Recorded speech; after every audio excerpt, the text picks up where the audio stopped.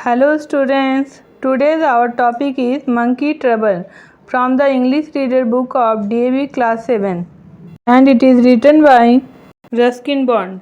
Ruskin Bond was born in Kausali, Himachal Pradesh in 1934.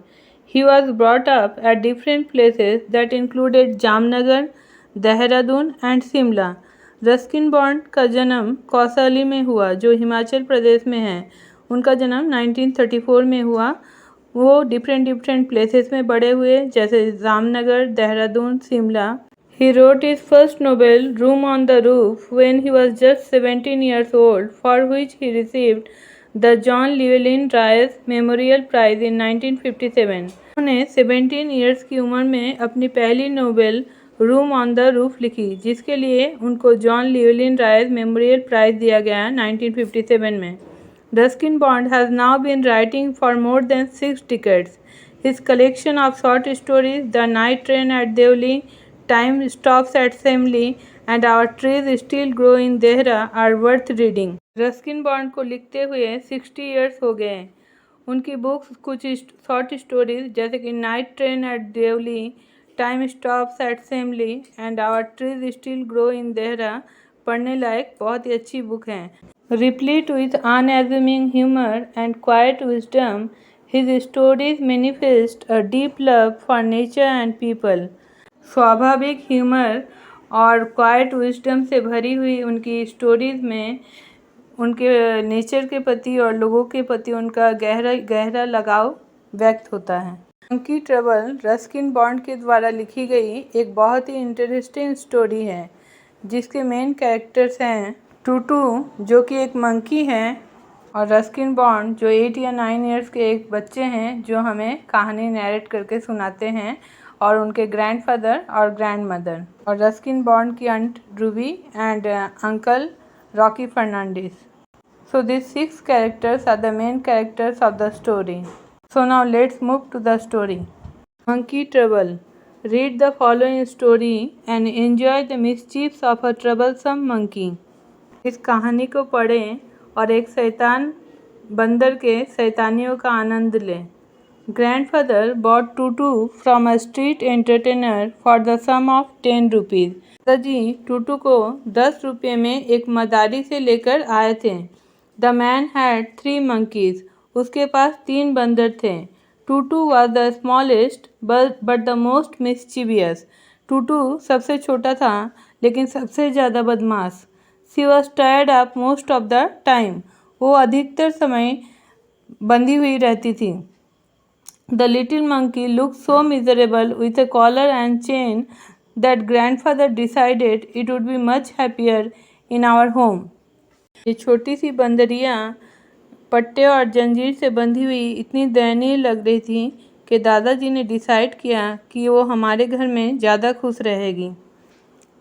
Grandfather had a weakness for keeping unusual pets. It was the habit that I, at the age of 8 or 9, used to encourage. Unusual pets को रखना दादाजी की एक कमजोरी थी।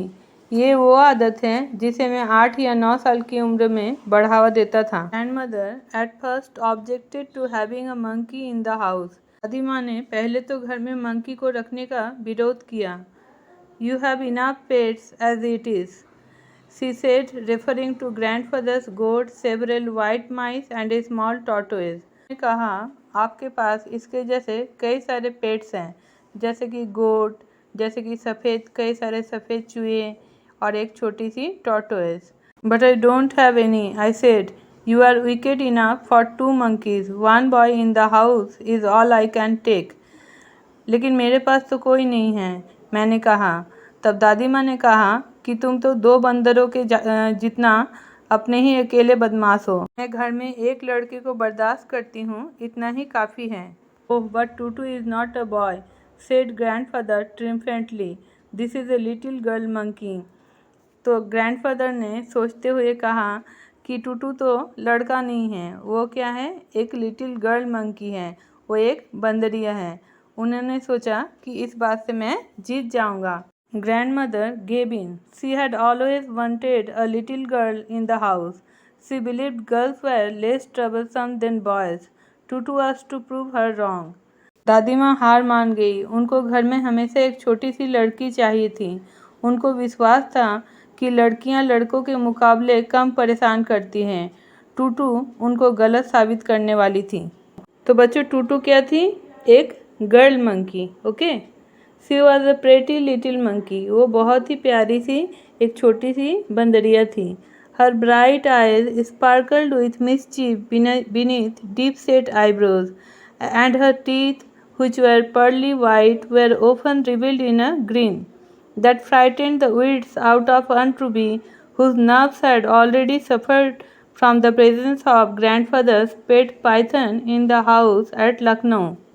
उसके घने eyebrows के नीचे उसकी चमचमाती आंखों में शैतानी की झलक दिखाई पड़ती थी, और उसके दांत जो मोती की तरह सफ़ेद थे वो हमेशा ही बड़ी सी मुस्कुराहट में दिखाई पड़ जाते थे, जो आंट रूबी, जो पहले से ही लखनऊ वाले घर में पाइथन के प्रेजेंस के वजह से बहुत ज़्यादा एंक्सस रहती थी, उनको बहुत ज़्यादा डरा देता था। But this was Dehra, my grand parents house, and aunts and uncles had to put up with our pets. ये देहरा था, यानी देहरादून था, मेरे दादा दादी का घर, और अंकल और आंट को हमारे पेट्स को बर्दाश्त करना पड़ता था। One day, Aunt Ruby took up all by surprise. She announced that she had become engaged. We had always thought that Aunt Ruby would never marry. She had often said herself. एक दिन aunt Ruby ने सबको आश्चर्यचकित कर दिया। उन्होंने घोषणा कर दी कि वो एंगेज हो चुकी हैं। हमें हमेशा लगता था कि आंट रूबी कभी शादी नहीं करेंगी। उन्होंने कई बार ये खुद ही कहा था। But it appeared that the right man had now come along in the person of Rocky Fernandez, a school teacher from Goa. लेकिन लगता है रॉकी फर्नांडिस, जो कि गोवा के एक स्कूल टीचर हैं, उनके रूप में सही आदमी अब आ चुका है। Rocky was a tall, firm-jawed, good-natured man who visited the house quite often and brought me chocolates and cashew nuts, of which he seemed to have an unlimited supply. Rocky एक लंबे कद का, डिटरमाइंड और अच्छे स्वभाव का इंसान था, जो हमेशा ही हमारे घर में आते हुए मेरे लिए चॉकलेट्स और काजू लेके आते थे। लगता था उनके पास इसकी अनलिमिटेड सप्लाई है। इन सब चीज़ों का ख़त्म ना होने वाला सप्लाई यानी आपूर्ति थी। He also taught me several marching songs. Naturally, I approved of Rocky. Aunt Ruby won my admiration for having made such a wise choice. उन्होंने मुझे कई सारे मार्चिंग सॉन्ग्स यानी वो गाने जो मार्चिंग सोल्जर्स के द्वारा गाए जाते हैं वो सिखाए। तो ये स्वाभाविक है कि मैंने रॉकी को स्वीकृति दी यानी कि समर्थन किया। इतनी अच्छी पसंद के लिए आंट रूबी ने मुझसे प्रशंसा यानी वाहवाही जीती। One day I overheard them talking of going to the bazaar to buy an engagement ring. I decided I would go along too. एक दिन मैंने उनको बात करते हुए सुन लिया। वो एक एंगेजमेंट रिंग खरीदने के लिए बाज़ार जाने की बात कर रहे थे। मैंने डिसाइड किया कि मैं भी जाऊंगा। But as Aunt Ruby had made it clear that she did not want me around, I decided that I had better follow at a discreet distance. Tutu, becoming aware that a mission of some importance was underway, decided to follow me. But as I have not invited her along, she too decided to keep out of sight. लेकिन क्योंकि aunt Ruby ने ये साफ साफ बता दिया था कि वो मुझे ले जाना नहीं चाहती, तो मैंने डिसाइड किया कि मेरे लिए उनको थोड़ी दूरी से फॉलो करना ही ठीक रहेगा, ताकि वो मुझे देख ना पाए। एंड यू नो, टूटू, उसे पता था कि घर में कोई तो बात है। उसने मुझे फॉलो करने का तय किया, लेकिन क्योंकि मैंने उसको जाने के लिए इनवाइट नहीं किया था, तो उसने भी नज़रों से दूर रह के हमें फॉलो करना तय किया। Once in the crowded bazaar, I was able to get quite close to Aunt Ruby and Rocky without being spotted. एक बार भीड़ भाड़ भरे बाजार में मैं आंट रूबी और रॉकी के काफ़ी नज़दीक था, लेकिन उन्होंने मुझे नहीं देखा। I waited until they had settled down in a large jewelry shop before sauntering past and spotting them as though by accident. मैं इंतज़ार करता रहा कि वो ज्वेलरी शॉप में पहुँचे और वहाँ जाके सेटल्ड हो जाएं, और मैं फिर धीरे धीरे उनके पीछे चलता रहा और बाद में उनके सामने अपने आप को इस तरह प्रेजेंट किया कि मैं एक्सीडेंटली उनसे मिला हूँ, मतलब कि जानबूझ के नहीं, बाय एक्सीडेंट उनसे भेंट हो गई है। Aunt Ruby was not too pleased at seeing me, but Rocky waved and called out, "Come and join us. Help your aunt choose a beautiful ring." The whole thing seemed to be a waste of good money, but I did not say so. Aunt Ruby was giving me one of her most unloving looks. Aunt Ruby मुझे देख के ज़्यादा खुश नहीं हुई, लेकिन Rocky ने मुझे हाथ हिला के बुलाया, बोला, हम लोगों के पास आओ, तुम्हारी आंट को एक सुंदर सी अंगूठी पसंद करने में मदद करो। मुझे ये अच्छे खासे पैसे की पूरी बर्बादी लग रही थी, लेकिन मैंने ये कहा नहीं।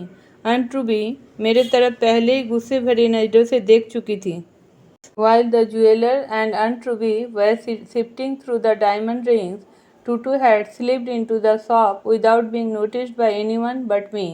जब ज्वेलर और आंट रूबी डायमंड की रिंग्स को देख रही थी, तब टूटू मेरे अलावा बिना किसी के देखे दुकान में फट से घुस गई। A little squeal of delight was the first sign she gave of her presence. Everyone looked up to see her trying on a pretty necklace. उसने खुशी में जब जोर से लंबी सी एक आवाज़ निकाली, तब सभी ने पहली बार उसकी उपस्थिति को देखा। उसे एक सुंदर सा नेकलेस ट्राई करते हुए देखा। "And what are those stones?" I asked.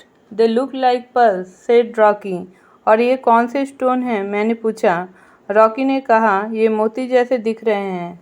"They are pearls," said the shopkeeper, making a grab for them. "It's that dreadful monkey," cried Aunt Ruby. "I knew the boy would bring her here."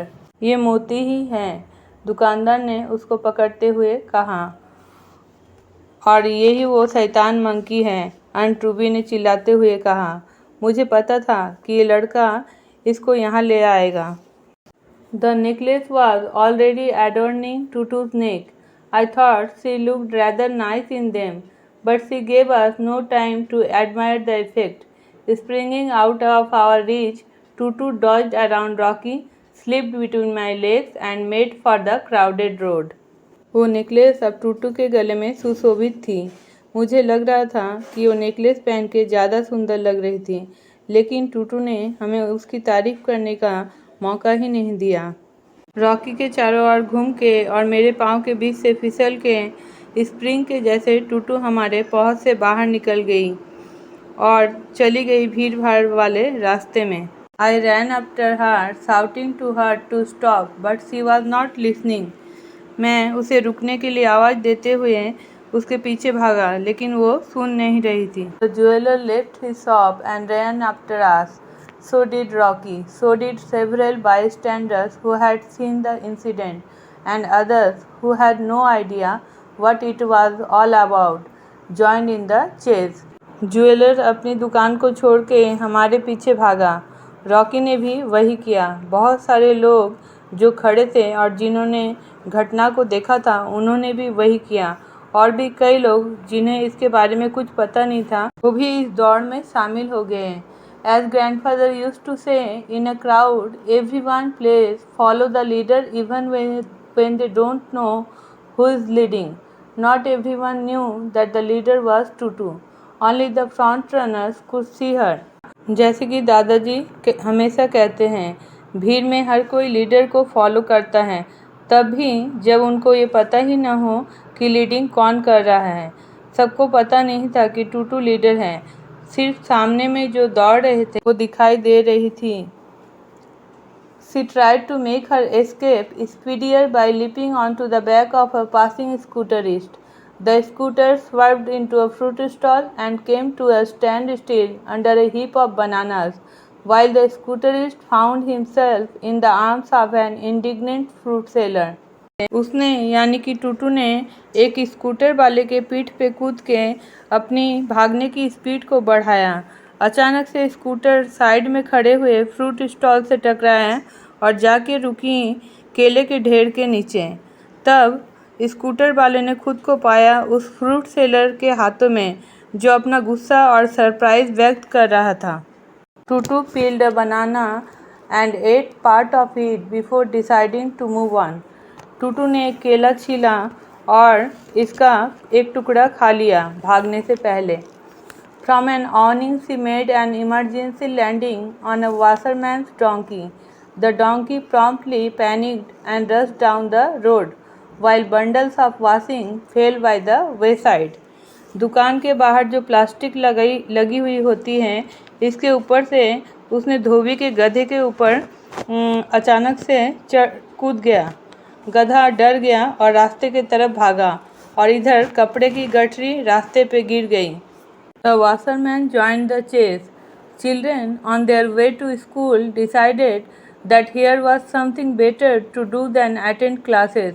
With shouts of glee, they soon overtook their painting elders. धोबी भी इस दौड़ में शामिल हो गया। School जाने वाले बच्चों ने तय किया कि स्कूल जाके क्लास अटेंड करने से कुछ ज़्यादा ही रोचक काम यहाँ हो रहा है। खुशी में चिल्लाते हुए उन्होंने जल्द ही हाँफते हुए बड़ों को पीछे छोड़ दिया। Toto finally left the bazaar and took a road leading in the direction of her house, but knowing that she would be caught and locked up once she got home, she decided to end the chase by ridding herself of the necklace. Deftly removing it from her neck, she flung it in the small canal that ran down the road. टूटू अब बाजार छोड़ के अब हम लोगों के घर के तरफ जाने वाले रास्ते पर थी, लेकिन ये सोच के कि उसे घर में जाते ही पकड़ लिया जाएगा और बंद कर दिया जाएगा, उसने अपने आप को इस नेकलेस से मुक्त करके इस दौड़ को ख़त्म कर दिया। जल्दी से इसको अपने गले से हटाते हुए उसने यानी टूटू ने नेकलेस को रोड के पास बहती हुई एक कैनल में यानी कि एक नाले में फेंक दिया। The jeweler, with a cry of anguish, plunged into the canal. So did Rocky, so did I, so did several other people, both adults and children. It was to be a treasure hunt. Jeweller घबराते हुए उस canal में कूद गया। Rocky ने भी वही किया और मैंने भी, और कई सारे लोगों ने, जिसमें बच्चे बूढ़े सब थे, उन्होंने भी वही किया। ये एक ट्रेजर हंट होने वाला था। बच्चों, ट्रेजर हंट एक गेम है, आपको ये पता ही होगा। इसमें ट्रेजर बहुत सारी चीज़ों को छुपा दिया जाता है और फिर उसको ढूंढा जाता है। इस तरह ये भी एक ट्रेजर हंट होने वाला था। Some 20 minutes later, Rocky shouted, "I have found it, covered in mud, water lilies, ferns and tadpoles." कुछ 20 मिनटों के बाद रॉकी चिल्लाया, मैंने इसे खोज लिया। वो मिट्टी से सना हुआ था और वाटर लिलीज, फर्न्स और छोटे छोटे मेंढक उसके ऊपर थे। We emerge from the canal. हम लोग क्या हुआ, हम लोग अब कैनल से निकल गए। And Rocky presented the necklace to the relieved shopkeeper. Rocky ने वो नेकलेस रिलीव्ड शॉपकीपर को दे दी। Finally the ring was bought, the engagement was announced and the date was set for the wedding. Finally ring खरीदी गई, engagement announce हुआ और wedding के लिए, शादी के लिए एक डेट फिक्स हुई। A few days before the wedding, I found Tutu in the kitchen helping grandmother prepare the wedding cake. मैंने शादी के कुछ दिन पहले टूटू को किचन में देखा शादी का केक बनाने में दादी की मदद करते हुए। Tutu often helped with the cooking, and when grandmother was not looking, added herbs, spices and other interesting items to the pots. टूटू बहुत बार खाना बनाने में मदद करता था और जब दादी माँ नहीं देख रही थी तब टूटू उस केक के बर्तन में कुछ पत्ते जैसे कि धनिया पत्ता, मसाले और भी बहुत कुछ इंटरेस्टिंग चीज़ें डाल दी। I am not sure exactly what went into that wedding cake when grandmother wasn't looking, but I did spot Tutu staring in some red chili sauce, bitter gourd seed and a generous helping of eggshells. मैं sure नहीं हूँ कि जब दादी माँ नहीं देख रही थी तो टूटू ने उसमें क्या क्या डाला, लेकिन मैंने टूटू को रेड चिली सॉस, करेले के बीजे और बहुत सारे अंडों के छिलकों को हिलाते हुए देखा था।